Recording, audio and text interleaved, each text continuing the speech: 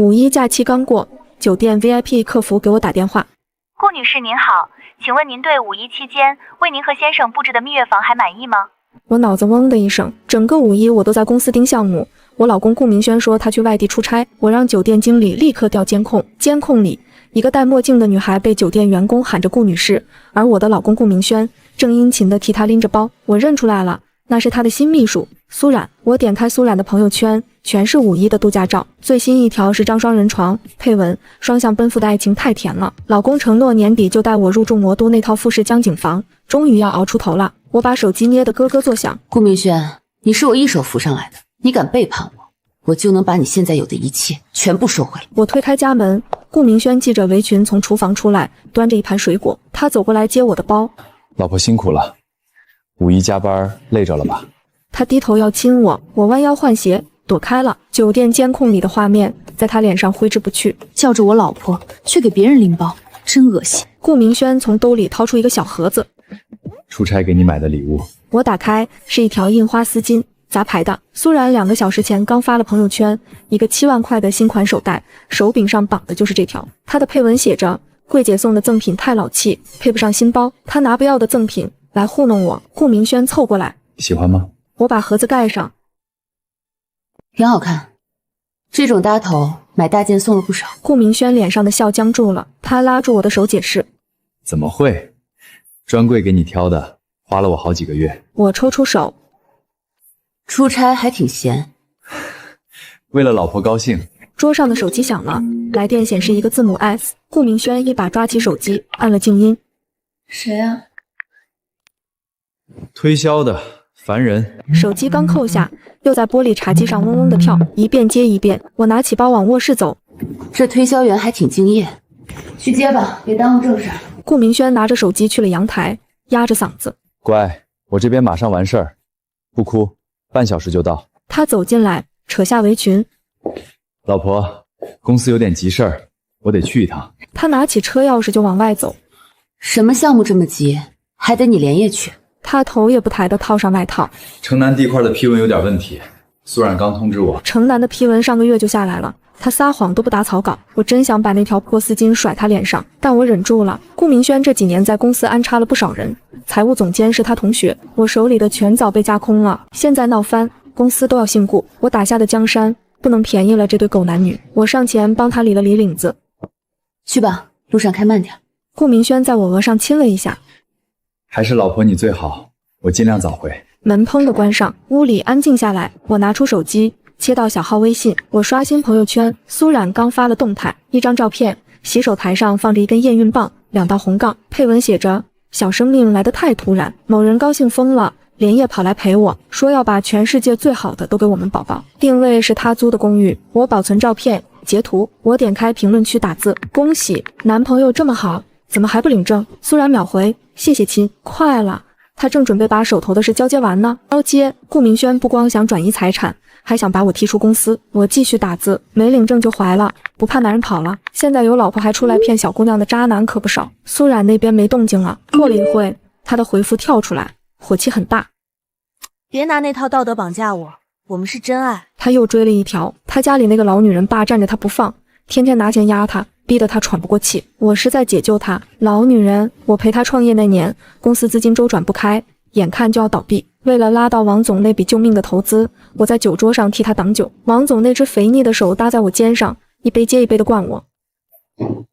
李小姐真是海量，喝完这瓶，合同我立马签。胃里烧得像一团火，我躲进洗手间，吐得天昏地暗。顾明轩在门外拍着门，声音都快碎了。婉，要不咱们算了，这钱咱不要了。我漱了口，补了妆，推开门对他笑：没事，就差最后一下了。那天晚上，他背着烂醉的我回家，他一边给我擦脸一边哭：老婆，等公司做大了，我再也不让你受这种委屈，我把全世界最好的都给你。我陪着他拉投资，喝到胃出血，熬出来的白头发在他嘴里就成了老女人。我敲着键盘：法律上人家才是夫妻，你不怕原配闹到公司让你干不下去？苏冉回得很快：闹，他敢吗？现在公司都是我男人的，他一个伸手要钱的黄脸婆，离了我男人连饭都吃不上。伸手要钱的黄脸婆，顾明轩这软饭硬吃的本事真是越来越熟练了。我关掉手机，把所有的对话都截了图。苏冉又发来一条评论：在爱情里，不被爱的那个才是小三，好一个不被爱的才是小三。我把手机扣在桌上。第二天，我找了私家侦探。2天后，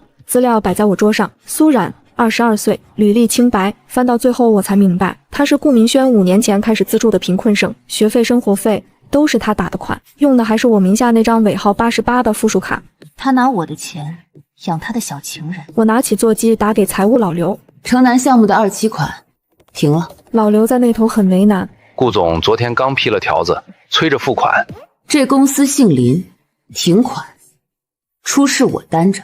挂了电话，我把抽屉里几个高管的合同找出来，全扔进了碎纸机。都是顾明轩提拔的人，我一个一个收拾。晚上7点，我推开家门，玄关多了一双不认识的高跟鞋。客厅传来女人的笑声，我走进去，苏冉正坐在我的沙发上，手里端着我托人从国外带回来的古瓷茶杯。顾明轩坐在他旁边，给他切水果。看见我，顾明轩手里的刀停住了。老婆，今天怎么这么早？我没理他，径直走向苏冉。苏冉放下茶杯，站起来。林姐好，我公寓水管爆了，顾总体恤我，让我来借住一晚。我走过去，拿起茶几上的古瓷杯，直接扔进垃圾桶。我家不是收容所，滚出去！顾明轩过来拉我胳膊。你发什么火？小冉一个女孩子，大晚上你让她去哪儿？我甩开他手。她去哪儿不关我的事，带着你的人从我的房子里滚出去！顾明轩脸都变了。苏冉往后退，装出一副可怜相。林姐，你别生顾总的气，都怪我，我这就走。他绕过茶几往门口走，经过我时，他忽然尖叫一声，直直往地上摔去。苏冉捂着肚子在地上打滚。我的肚子好痛！顾明轩冲过来，两手用力推在我肩膀上。你敢动他？我没站稳，脚下绊到地毯，整个人往后倒，腰窝重重砸在电视柜的尖角上，小腹传来炸开的剧痛，我疼得全在地上，站不起来。顾明轩脚步停了一下，回头看了我一眼，我咬着牙叫他：顾明轩，我肚子疼，救我！他抱起地上的苏冉，路过我身边，看都没看一眼。别装了，林总什么风浪没见过。他的声音冷得像冰。小冉要是有事儿，我要你的命！大门砰的砸上，屋里只剩我，肚子的绞痛一阵比一阵厉害。我抖着手摸出手机，拨了120，大腿根有热乎乎的东西流出来。我低头一看，血顺着浅色裤子晕开，在地板上聚成一小滩。我在急诊室醒来，医生站在床边。林女士，你怀孕7周，没保住，多注意身体。医生把单子放床头，出去了。我盯着天花板，我怀孕了，单子上写着孕7周。顾明轩，你要我孩子的命，我要你的全部。我扶着墙走出急诊室，肚子一阵阵地抽着疼。护士让我去2楼妇产科复查。刚到2楼拐角，右边 VIP 病房的门半开着，一个熟悉的男声传出来：喂，张嘴，粥不烫了。是顾明轩，他背对着门，端着个小碗，一勺一勺喂着床上的苏冉。苏冉靠在床上，脸色红润，他吞下粥，对着顾明轩笑：顾总你真好，宝宝生下来肯定也黏你。顾明轩拿纸巾擦他嘴角：那是我的种，我能不疼？我走了进去，顾明轩回头看到我，脸上的笑收得一干二净。他把碗重重磕在床头柜上，他站起来挡在苏冉前面。你来干什么？苏冉立刻往被子里缩，捂住肚子。顾总我怕，林姐刚才推的我肚子好痛。他抓着顾明轩的衣服，顾明轩握住他的手。别怕，有我在。他转头指着门外：林婉，你滚出去！你害小冉先兆流产，这笔账我还没跟你算。先兆流产，我大出血没了孩子，他只关心别人受了点惊吓。我害他。家里就3个人，不是你推的，难道是他自己摔的？顾明轩的口气很差。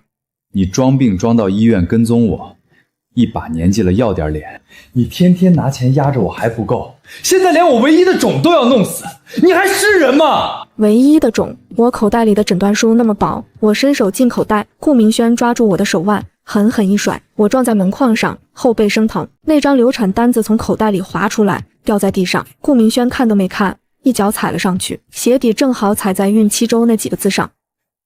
收起你那些下三滥的把戏，别拿假的化验单来糊弄我。他指着地上的单子：小冉需要安静，你马上滚回去闭门思过。苏冉从他背后探出头：林姐，我知道你年纪大了，生不出孩子，心里不平衡，但这可是顾家的长孙，你别闹了。他把头靠在顾明轩胳膊上，等孩子生下来，我让他认你当干妈，你们一家人好好过。一家人。顾明轩拍拍他的肩，别委屈自己，我的孩子不认别人当妈。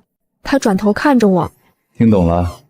再敢动小冉一下，我让你在公司待不下去。拿我的江山来威胁我。我蹲下，从他脚底下抽出那张诊断单，单子上一个黑乎乎的鞋印。我把单子叠好，放回兜里，肚子已经疼得麻木了。我看着顾明轩，好。他愣住了。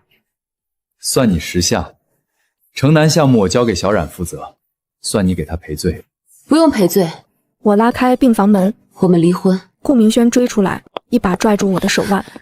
林婉，你闹够了没有？我甩开他，我说离婚。他大概觉得我在说气话，嗤笑一声。就凭你，离了我，你连西北风都没得喝。林总，别忘了，公司现在是谁说了算？我没理他，径直走向病房。顾明轩的声音在背后响起，带着警告。我给你3天时间冷静，想清楚了回家给我认错，不然就不是赔罪这么简单了。病房的门合上，隔绝了他的声音。3天后，我办了出院手续，腹部的坠痛还没消失。我打车去了公司，我的办公室在顶层。推开门，里面一片狼藉，文件散落一地。我桌上的定制钢笔被扔在地上，摔断了笔尖。苏冉坐在我的老板椅上，2条腿翘在办公桌上，他正在拿我的印章往一堆白纸上乱盖。他抬起头冲我笑。林姐回来了，顾总说这间办公室以后归我用，让我提前来熟悉环境。他晃了晃手里盖满红印的纸，这印章手感真不错，难怪人人都想往上爬。我走过去，拿起桌上那盆绿萝，直接倒扣在他头上，泥土和水顺着他的头发淌下来，呼了他一脸。苏冉尖叫着从椅子上跳起来，他抹了一把脸上的泥，指着我：“你疯了！顾总不会放过你的！”我抽出纸巾，慢条斯理地擦干净手。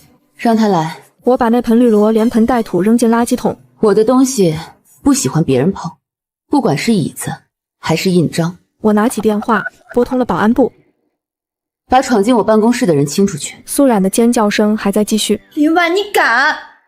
我是顾总的人。几个保安很快跑了上来，站在门口不知所措。林总，这……苏冉挺直了腰杆。看清楚了，我肚子里怀的是顾家的继承人，你们谁敢动我，就是跟顾总作对。我走到他面前。继承人。我扬手给了他一巴掌，清脆的响声在办公室里回荡。苏冉捂着脸，被打懵了。你打我？打的就是你。我看着他，一个没名没分的东西，也敢在我面前自称顾家人。我转向保安，把他丢出去，弄脏了我的地毯，让保洁来消毒。保安们不再犹豫，一左一右架起苏冉就往外拖。苏冉挣扎着：“林婉，你等着，我不会放过你的，顾总会给我报仇的。”办公室终于安静了，我坐回椅子上，后背的冷汗浸湿了衣服，腹部的绞痛又开始了。我从抽屉里拿出备用手机，拨了一个号码。张律师，准备一下，我要起诉离婚，分割财产。顾明轩的电话在我挂断律师电话的下一秒就打了进来，我直接按了拒接。他锲而不舍，一遍又一遍。我嫌烦，拉黑。没过多久，财务总监老刘敲门进来，脸色难看。林总，顾总刚从账上划走了一笔5000万的款子。名目呢？城南项目的预付款。可那项目您早上才调掉。老刘擦了擦额头的汗。手续是他自己批的，章也是他盖的，我拦不住。钱打到哪个公司了？一个叫冉星的科技公司。我冷笑，冉星，苏冉的冉，他倒是不避嫌。我知道了。我摆摆手，老刘站着没动。林总，公司现在人心惶惶，都说您要和顾总离婚，公司要变天了。不会变天。我看着他，这家公司姓林，以前是，以后也是。老刘点点头，转身出去了。我打开电脑，调出冉星科技的注册信息，法人代表苏冉，注册时间1周前，注册资本5000万，他拿公司的钱给他开公司。我把资料发给张律师，附上一句话：追回这笔款子，告他职务侵占。下午，公司内网炸了，一封匿名邮件群发给了所有员工。邮件里把我流产那天在医院走廊和顾明轩争执的监控视频截了出来，标题很耸动：豪门恶妻擅妒成性，因不孕报复丈夫情人，致其先兆流产。视频里我脸色苍白，顾明轩挡在苏冉身前，指着我鼻子骂。邮件内容添油加醋，把我写成一个极度发狂的疯女人，说我因为自己生不出孩子，就对怀孕的苏冉下手。邮件后面附着苏冉那张先兆流产的诊断单。一时间，公司里的人看我目光全变了，有同情，有鄙夷，还有幸灾乐祸。顾明轩这是想彻底搞臭我的名声，让我在公司无法立足。他推门进来，脸上带着得意的笑。他把手机扔到我桌上，屏幕亮着，正是内网那篇帖子。林婉，现在感觉怎么样？大家都知道了，你是个连自己丈夫的骨肉都容不下的毒妇。他拉开我对面的椅子坐下。只要你现在去给小冉道歉，承认是你嫉妒她，我可以考虑不离婚。当然，公司你也不用管了，回家好好休养。每个月我让财务给你打20万生活费。用我的钱养我？我问他，站起身。林婉，别给脸不要脸，这公司没了我就是个空壳子。走到我身边，手撑着桌面。我劝你见好就收，别闹得太难看。我拿起桌上的座机。保安部吗？顾总在我的办公室里胡言乱语，把他请出去。顾明轩脸色铁青。你还敢？我看着他。顾明轩，游戏才刚开始。顾明轩被保安请出去后，内网的帖子很快就删了，但造成的影响已经抹不掉。我走到哪都能感觉到背后指指点点的目光。第二天一早，我召集了所有部门总监开会。顾明轩提拔起来的那几个，个个都拿着腔调。林总，城南项目这么停着，每天的损失都是天文数字。是啊，林总，顾总也是为了公司好。您二位的家事可不能影响公司运营啊。我坐在主位，听着他们一唱一和。顾明轩推门进来，大喇喇地坐在我旁边的位置上。说得对，林总最近身体不适，情绪不稳，不适合再管理公司。他把一份文件拍在桌上。这是大部分股东的联名提议，建议林总休假静养，由我暂代董事长一职。那份文件上签着好几个熟悉的名字，都是我一手扶持起来的元老，原来早就被他策反了。我看着顾明轩。你觉得你赢了？顾明轩靠在椅背上，志得意满。不是我觉得，是事实。他转向其他人。从今天起，公司所有事务由我全权负责，谁有异议？会议室里一片寂静，那些曾经对我毕恭毕敬的总监们，此刻都低着头，不敢看我。苏然踩着高跟鞋走了进来，他走到顾明轩身边，手很自然地搭在他肩膀上。顾总，恭喜！他以胜利者的姿态扫视全场，最后目光落在我身上，带着毫不掩饰的挑衅。林姐，以后还请多指教了。他现在是冉星科技的苏总，是公司的合作方。顾明轩拉着他的手，向众人介绍：这位是冉星科技的苏总，城南项目未来的合作伙伴。林婉，你现在可以交接工作了。他叫来保安，指着我：请林总去休息室好好休息，没有我的允许，不准他离开。两个保安面露难色，但还是朝我走来，这是要把我软禁在公司，羞辱的意味再明显不过。会议室里所有人的目光都集中在我身上。我站起来，在保安碰到我之前，我拿起了桌上的手机。我没有看顾明轩，也没有看苏冉，我拨通了一个电话，开了免提。电话很快接通，一个沉稳的男声传出来：喂，婉婉，是我爸。爸，我之前以您名义注册的那几个专利，您还记得授权给谁了吗？电话那头顿了一下。当然记得，核心技术专利只独家授权给了你个人，没给你的公司。顾明轩脸上的得意瞬间凝固了，我看着他一瞬间煞白的脸，继续对着电话说：那我现在不想用了，准备把专利收回来，可以吗？我爸的语气不容置喙。当然可以，我的东西我想给谁就给谁，想什么时候收回来就什么时候收回来。我挂断电话，整个会议室死一般寂静。所有人都知道，我们公司能有今天，靠的就是我爸当年研发的那几项核心技术专利，专利授权在我个人名下，而不是公司。这意味着，只要我愿意，公司瞬间就会变成一个失去核心竞争力的空壳。顾明轩脸上的血色退得一干二净，他冲过来想抢我的手机。林婉，你敢！我把手机收回口袋，迎上他的目光。你看我敢不敢？我转向那几个刚刚还逼宫的股东。现在谁还想让我休假？没人说话。刚刚还站在顾明轩那边的几个总监，额头上开始冒汗。苏然也慌了，他抓着顾明轩的胳膊。顾总，这是怎么回事？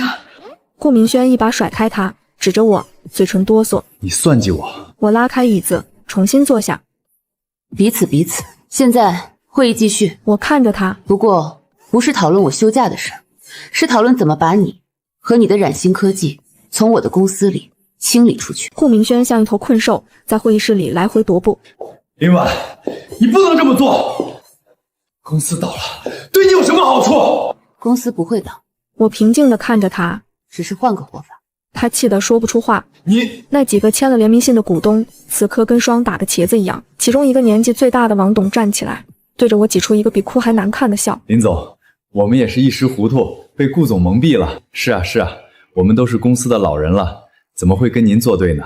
我端起桌上的茶杯，吹了吹热气。王董，我记得你儿子上个月刚被提拔成采购部经理吧？王董的脸白了。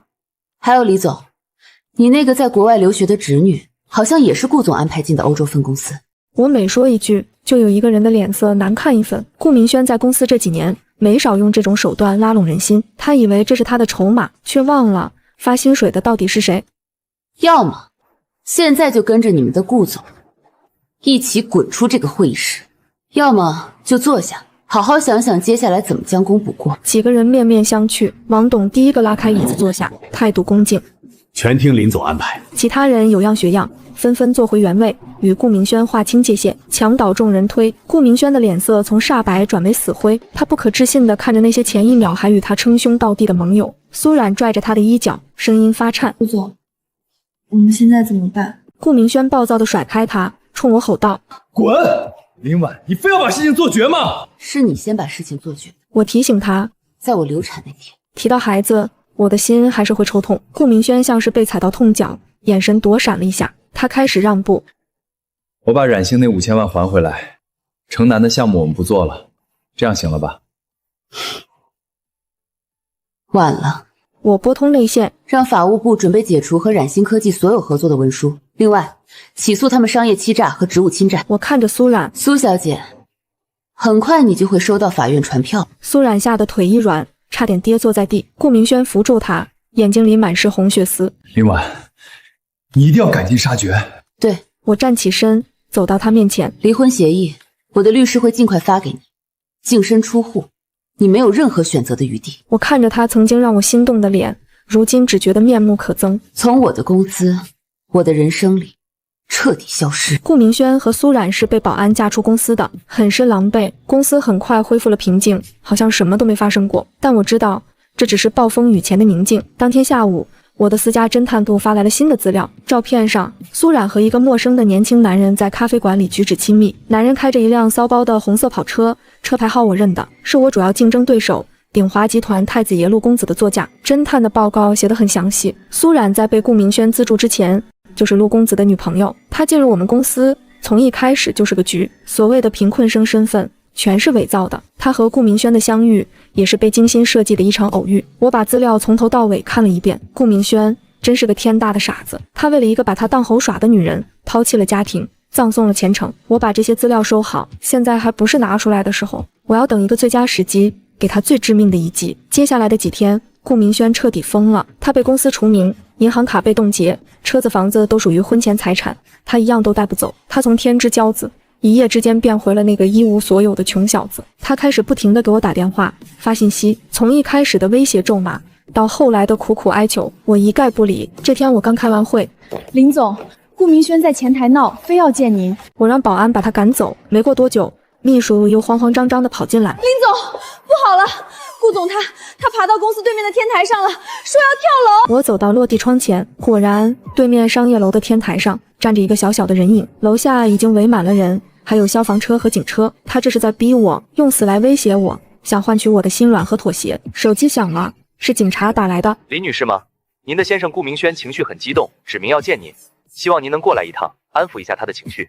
我不是他的家属。我对着电话说，我们正在办离婚。可是林女士，现在人命关天。我挂了电话，桌上的另一部手机响起来，是苏冉，她带着哭腔。林姐，我求求你了，你去看看他吧，他要是有个3长2短，我也不活了。那你去陪他一起跳。我说完直接挂断。我没有半分心软，他当初抱着苏冉从我身边走过，对我流血的身体视而不见时，就该想到有今天。我拉上百叶窗，隔绝了外面的一切喧嚣。我对秘书说，通知公关部准备发稿，就说前任高管顾明轩因个人投资失败，精神失常，其行为与本公司无任何关系。天台上的闹剧最终以顾明轩被警察强行带走收场，他没胆子真的跳下去，这件事成了圈子里的一个大笑话。顾明轩彻底身败名裂，离婚协议很快签了，他净身出户，灰溜溜地搬出了我的房子。我终于等到了最佳时机，我约了鼎华集团的陆董，也就是陆公子的父亲，喝茶，把那份关于苏冉和陆公子的调查报告推到他面前。陆董是个老狐狸，看了报告，脸色变都没变。林总，这是什么意思？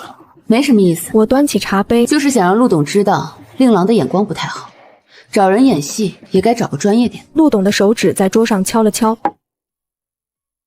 年轻人爱玩，林总何必当真？我笑了笑，我当然不当真，只是我这人有个毛病，吃了亏总想加倍找回来。我把手机拿出来，点开一段录音，里面是苏冉和陆公子的对话。亲爱的，顾明轩那个产货已经上钩了，公司的核心资料我很快就能拿到手。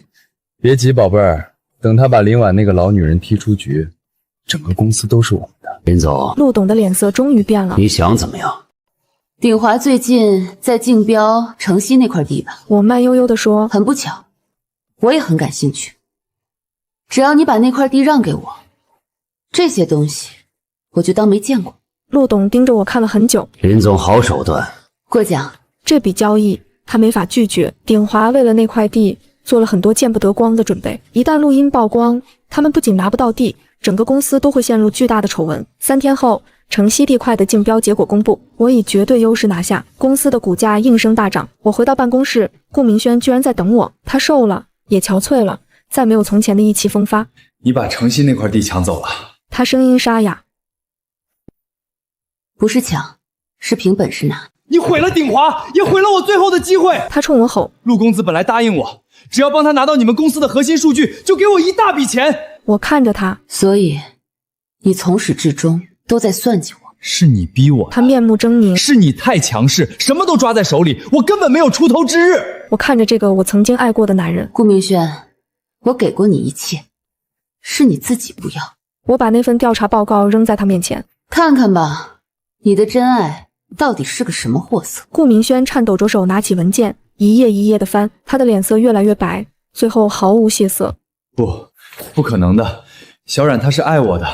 他爱的是你的钱，或者说是我的钱。我告诉他，苏冉肚子里的孩子根本不是他的，那是在和他交往的同时跟陆公子怀上的。顾明轩像是被抽走了所有力气，瘫坐在地上，他嘴里不停地念着不可能。我没再理他，叫保安把他拖了出去。后来我听说顾明轩去找苏冉对峙，两人在苏冉的公寓楼下大吵一架，动了手，苏冉被他推倒在地，再次先兆流产。只不过这一次没有人心疼他了，陆公子彻底和他断了关系，他成了圈子里的过街老鼠。而顾明轩在失去所有之后真的疯了，他到处跟人说是我害了他，是我毁了他的一生，但再也没有人相信一个疯子的话。我把爸的专利以公司的名义正式买了过来，我成了公司唯一绝对的掌控者。我站在落地窗前，指尖轻抵冰凉的玻璃，楼下车流如织，阳光将整座魔都笼罩在暖金色里。城西地块顺利动工，公司股价连涨3周，元老们对我毕恭毕敬，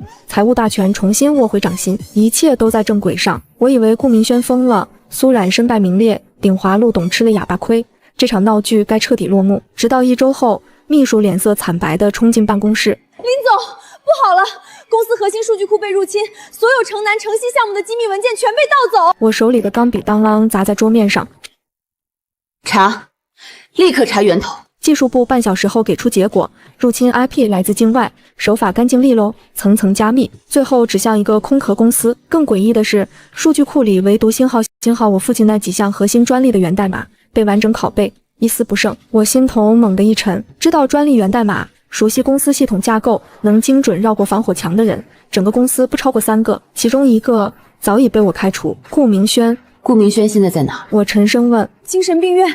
上周他突然不见了，护工说他趁夜翻墙跑了。我攥紧拳头，指节泛白。疯了，从头到尾都是装的，他根本没疯，只是蛰伏起来，等着给我致命一击。当天傍晚，我收到一封匿名邮件，没有文字，只有一段录音。点开的瞬间，顾明轩的声音从听筒里钻出来，阴冷沙哑，带着一丝病态的兴奋。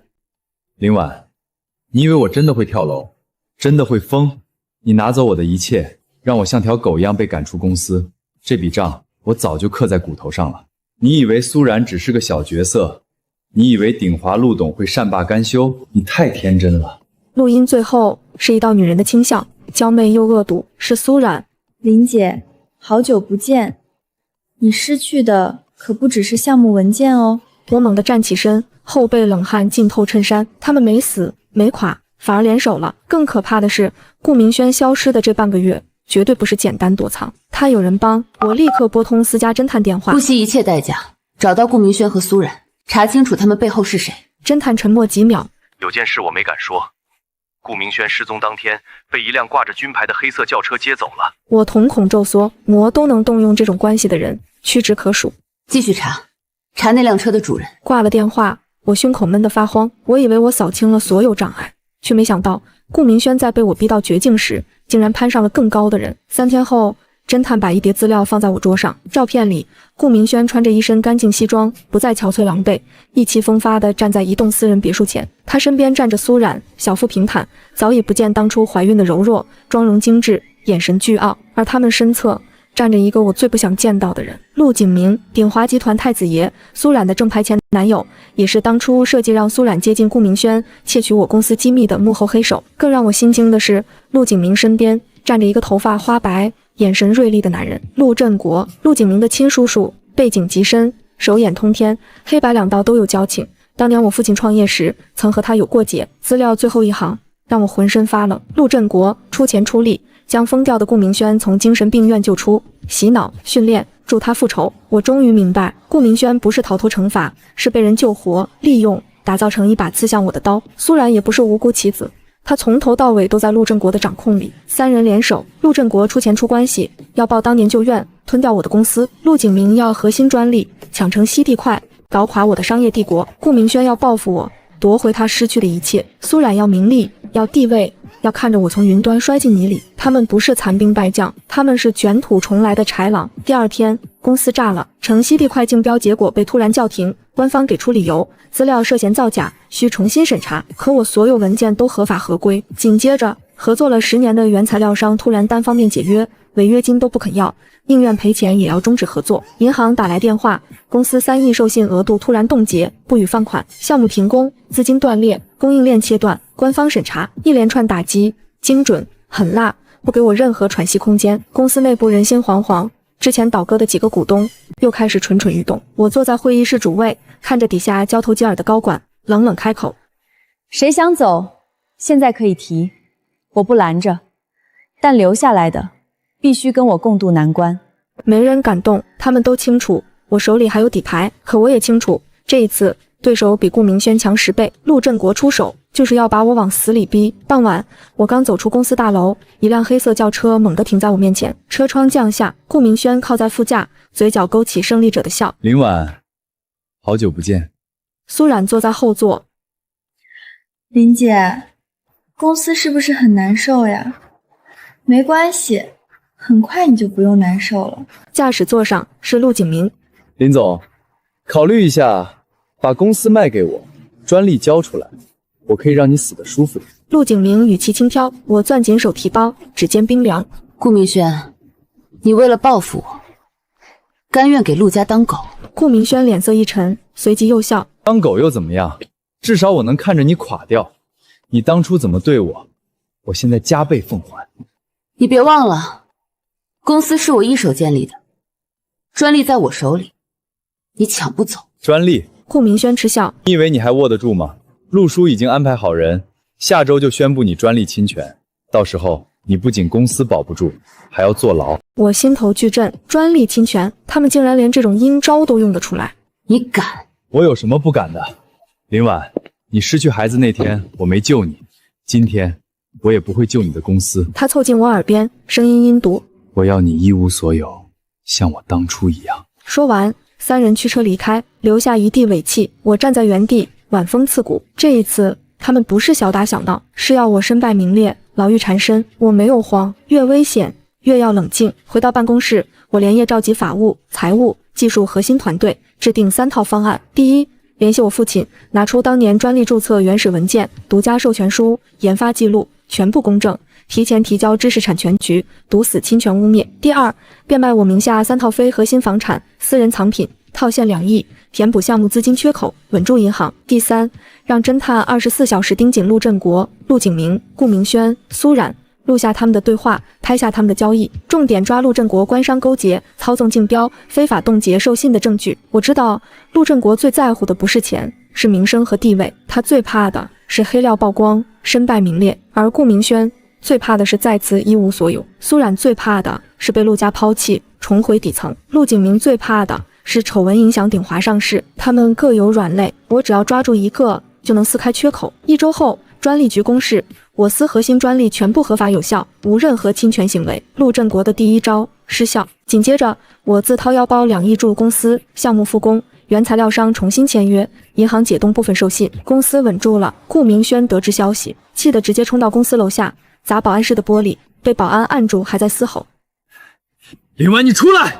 我不会放过你！我站在窗前，冷漠地看着他像条疯狗，但我知道这只是暂时的，陆振国不会善罢甘休。果然，3天后，我收到一封请柬，陆振国以商业峰会名义邀请我去成交私人会所，秘书劝我别去。林总，太危险了，这明显是鸿门宴。我不去，他们就会制造更大的麻烦。我淡淡一笑，我去，才能把他们的狐狸尾巴揪出来。我带了保镖、录音笔、微型摄像头，独自赴约。私人会所戒备森严，走廊昏暗。推开包厢门，陆振国坐在主位，陆景明、顾明轩、苏冉分列两侧，桌上摆着红酒，气氛诡异。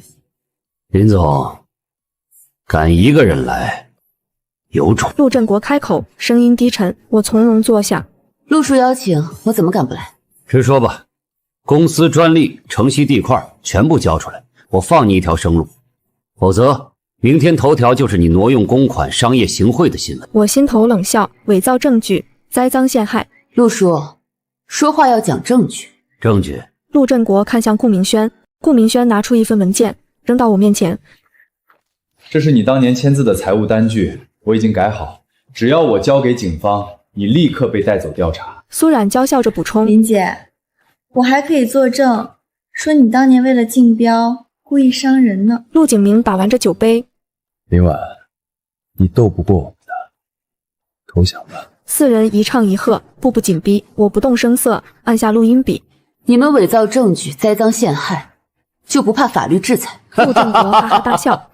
法律在魔都，我就是法律。顾明轩眼神疯狂。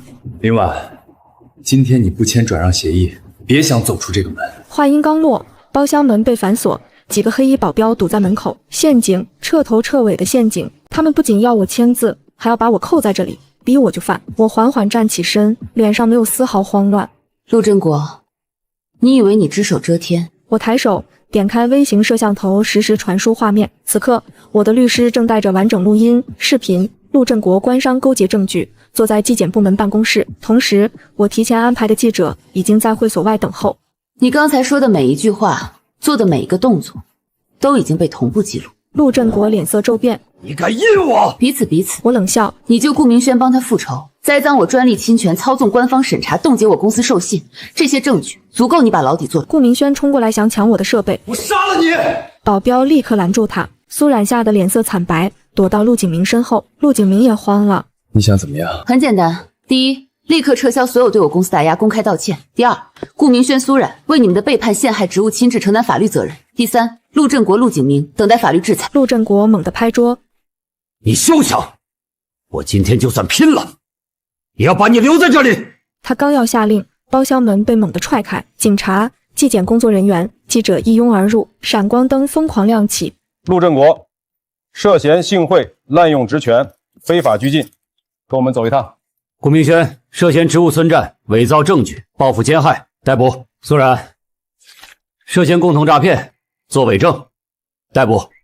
陆景明涉嫌商业犯罪、恶意竞争，配合调查。冰冷的手铐戴上手腕的那一刻，顾明轩彻底崩溃，他嘶吼着，挣扎着：林婉，我做鬼也不会放过你！